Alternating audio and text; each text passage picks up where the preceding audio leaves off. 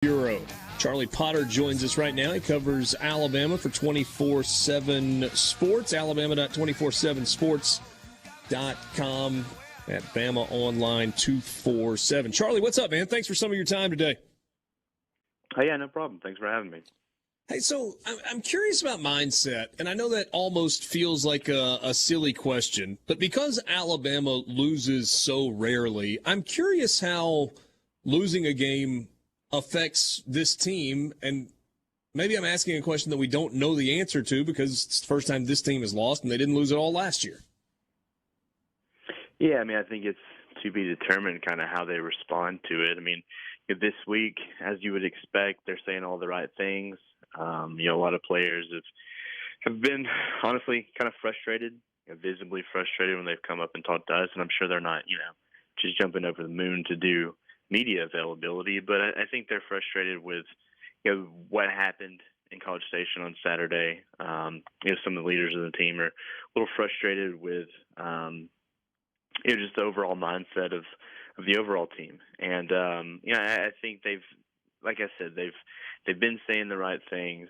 They've called the A&M game an eye opener, and they kind of said that Nick Saban had an "I told you so" moment. He kind of had that at Florida as well, where A&M came out. They're a better team than what their record shows, and Alabama got punched in the mouth. And usually they're the team that's doing that to the opponent. So I think that Saban and the coaches have been pleased with the way that the players have responded. Maybe it has served as a wake-up call, and in terms of the complacency that you don't want to have that comes from winning 19 games in a row.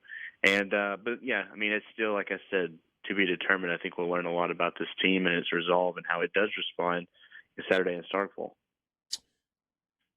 Charlie, if somebody didn't watch that game against Texas A&M, they only saw the final score, and they were surprised, and they said, "Hey, Charlie, why did Alabama lose that game? How did Alabama lose that game?" How would you answer that question?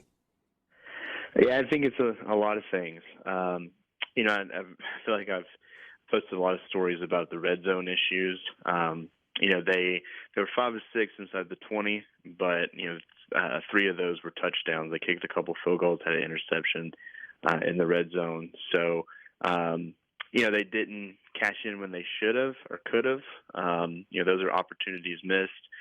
There are a lot of drop passes. That goes back to the red zone as well. But even whenever Alabama responds after halftime and comes out and makes some adjustments and plays better, especially on the defensive side of the ball, they have an opportunity to kind of run away with it, and then they just couldn't take advantage of it. So, drop passes, penalties, they couldn't get any pressure on the quarterback. So I don't think this is one of those games where you just point to one area. It was a culmination of things for Alabama. But having said that, I mean, we're talking or looking at the end of the game, and Alabama takes a 38-31 lead and has an opportunity, believe in the final 3 minutes to march on the field and do what A&M did, kick a game-winning field goal. But they go 3 and out, have a drop pass there on third down. So it was a myriad of things. A lot of things went wrong for Alabama, and usually whenever Alabama loses a game, that's what has to happen. And for A&M, they did a lot of right, and Alabama did a lot of wrong, and it worked out in Aggie's favor. Charlie Potter covers Alabama for the 24/7 Sports site, and obviously this week Alabama heads to Starkville to take on Mississippi State. When you look at this matchup, what stands out to you as most important? Yeah, I think Alabama needs to do a lot of what it did defensively last year. We talked so much about the air raid offense that Mike Leach likes to run, and Alabama shut them down. They didn't score a single point in their trip to Tuscaloosa. And, I think they'll probably see a little bit of, some different things, but I don't think Leach is just going to rework the wheel and do something completely different. So they're going to want to try to bounce back defensively. But the matchup there is obviously with Alabama's pass defense against Will Rogers and those receivers. And I think for Alabama, they're happy to see that Mississippi State doesn't really throw the ball to the tight end. That's a blessing for them because they haven't defended that very well. But they're going to want to get some pressure on him, and they didn't do that last week. They had 0 sacks, 0 quarterback hurries in the game at A&M. And they're going to obviously put an emphasis on pass rush this week. So affecting the pass, they're playing well in the secondary. I think that's big because, the offense, while it's not the 2020 offense, Bryce Young has done some really good things. So I think Alabama will be able to score, and they've been able to score for the most part this season. I think they've had 30-plus games with 30 or more points, going. That's the only streak they have left that's going right now. But defensively, I think a lot of the players on that side of the ball have a bad taste in their mouth. They're going to want to come out and respond and to bounce back. And for me, how they do that against a team that likes to throw the ball around the yard and believe leads the SEC in passing offense, they have an opportunity to prove that. And Charlie, I was thinking as you were saying that, because you were kind of focused on defense there, but kind of going back to June, July, August, where we're all looking at and previewing and talking to people and trying to understand what we're going to see in advance. There was a lot of thought that this had the chance to be one of the better defenses that Nick Saban has ever had, partly because of the way they finished last year, partly because of health going into the season and kind of personnel. Have they underperformed? Is this past Saturday night an anomaly? Do you still believe that maybe some of those preseason thoughts about this defense are kind of there for the taking? I think they have underperformed. I think they played well against Ole Miss for most of the game. Kudos to Lane Kiffin and company for making some adjustments at halftime and be able to put up 21 points in the second half. But they haven't really been able to sustain. They've shown flashes of being the dominant defense I think a lot of us thought they could be. They have nearly everyone back. Of course, you lost Patrick Surtain in the corner and Dylan Moses, the inside linebacker, and Christian Barmore on the defensive line, even though Barmore was more of a rotational player.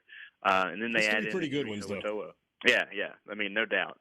They would like to have him right now. I can tell you that, what we were just talking about from a pass rush standpoint. But you add in Henry To'oTo'o from Tennessee, and you think, wow, this defense is experienced. They finished the season strongly. They added just a piece that's a luxury item in To'oTo'o.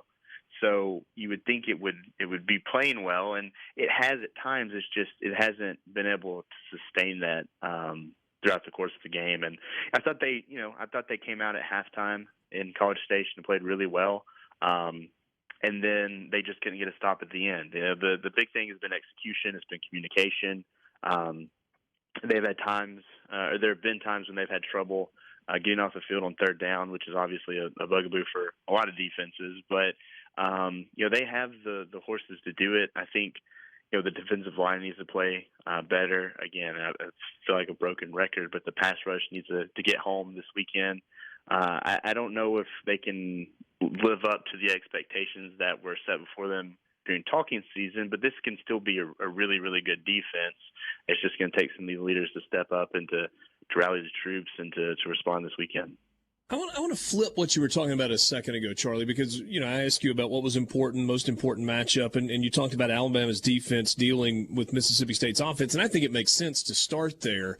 But what about on the flip side? This is a Mississippi State defense that kind of, from my perspective, gets overlooked, but they've been good under Zach Arnett for 2 years now. What challenges do you think Mississippi State poses to Alabama offensively?